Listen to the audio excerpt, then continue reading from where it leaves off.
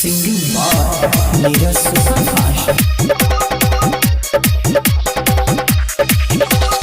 DJ Vikas.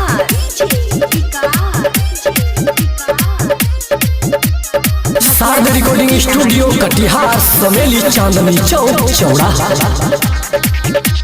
राजा हो राजा न कर बरियारी, गर्मी से भीजू गइल बटे साड़ी, गर्मी से भीजू गइल बटे साड़ी। राजा हो राजा न कर बरियारी, गर्मी से भीजू गइल बटे साड़ी। परती बखेत न केहू जोतता, परती बखेत न केहू जोतता। अरे माई रे माई छोरा रे राजा जा बड़ी दर्द होता, नहीं तो टूटी मैना के खोता। छोरिए राजा बड़ी दर्द होता, हाँ दर्द होता, नहीं तो टूटी मैना के खोता। छोड़ा ए राजा बड़ी दर्द होता, हाँ दर्द होता, नहीं तो टूटी मैना के खोता।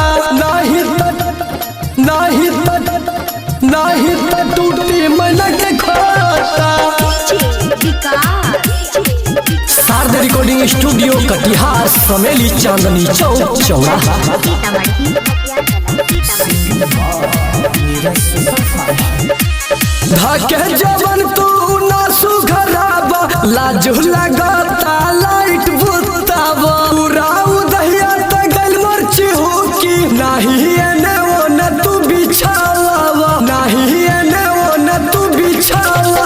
धाके जवन तू ना सुघराबा, लाजू लगता लाइट बुतावा। पूरा उदहिया त गल मरची हो की, नहीं एने वो न तू बिछावा। छेदा बछोट होई जाता गोटा, छेदा बछोट होई जाता गोटा।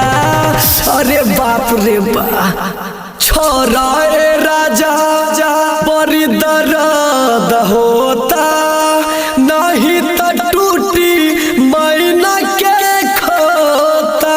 छोरिए राजा बड़ी दर्द होता, हाँ दर्द होता, नहीं तो टूटी मैना के खोता। छोड़ा ए राजा बड़ी दर्द होता, हाँ दर्द होता, नहीं तो टूटी मैना के खोता। नहीं तो टूटी मैना के खोता।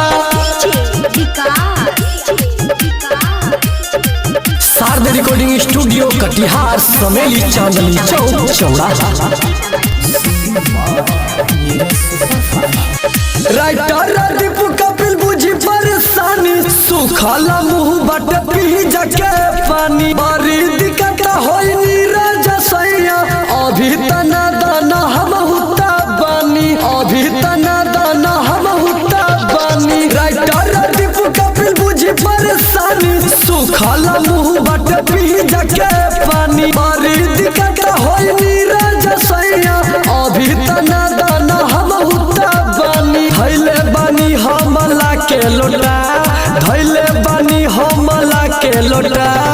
अरे बाप रे बाप छोड़ न राजा, छोड़ा ए राजा जा बड़ी दर्द होता, नहीं तो टूटी मैना के खोता।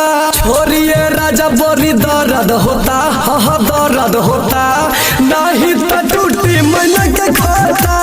छोड़ा ए राजा बड़ी दर्द होता, हाँ दर्द होता, नहीं तो टूटी मैना के खोता। सार्द रिकॉर्डिंग स्टूडियो कटिहार समेली चांदनी चौक।